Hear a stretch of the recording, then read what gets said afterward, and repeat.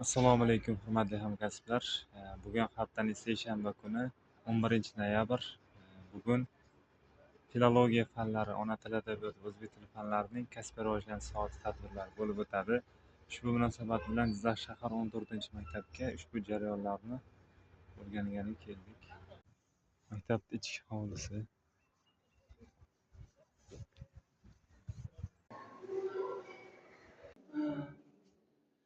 Ilm degan ma'no bildiradi. Har bir darsda o'sha o'qituvchi kim mana bugungi mavzumizda anaqa huquq o'sha nimasiga oid bilim, demak kitobda o'qituvchi o'rganayotgan o'sha kitob bilan miyani aloqasi nimadaligini yoki masalan shu mana bu kitobni biz nima uchun, qachon, qayerda o'qishimiz ma'qulligi uchun ma'qul degan savollar tuziladi va shu savollarga javob berish orqali o'quvchini o'sha darsga o'tishda, mavzuni egallashda qo'yiladigan maqsadlarni aniqlab oladi.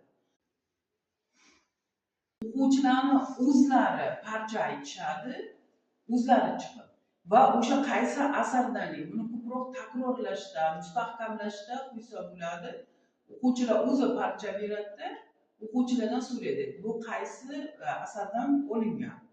O'shanda o'quvchilar o'sha izlanib topib o'tilgan mavzulardan, o'sha asarlardan, sinfdan tashqari asarlardan mavzumiz bor. Bo'lyapti-yu, 5-6 sinflarda o'shanda berilganku. Matn beriladi-da, matn chiroyli matn yozilib, o'sha pastda aytiladi. Mana shu matndagi asosiy fikrni ayting. Variantlar. 4 ta variant berilib, keyin tanlagan. Bu narsadan oldindan foydalanganmiz, endi hozir juda mustahkamlab, nima deydi, fikrni, aqlni charchaydigan darajada o'rgandik bu darsimizda.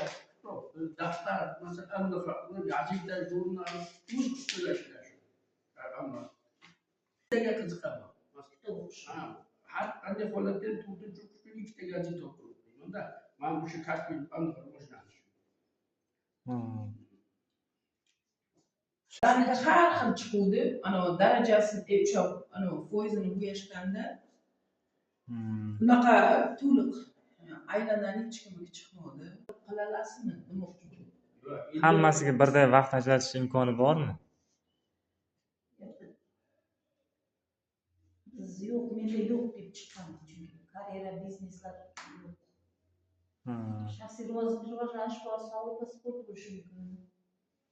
Yoshimizga nisbatan chiqmagan o'sha narsa. Do'stlar va tanish